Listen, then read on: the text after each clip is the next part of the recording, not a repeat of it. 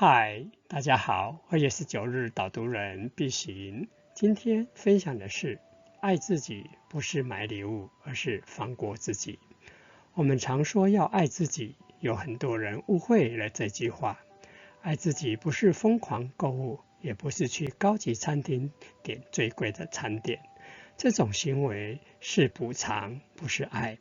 真正的爱自己，是当搞砸了一件事或表现不够好时，不会像严厉的老师骂学生那样，在心里不断地骂自己。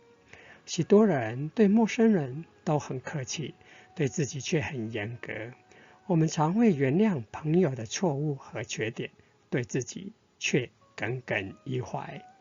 在这不断努力向前的世界里，要试着和自己和解，允许自己偶尔停一下，允许自己失败，允许颓废一下，接受平凡、脆弱、没自信的自己。所谓的温柔，是在于我们看透了生活的荒谬后，依然选择给生命温情。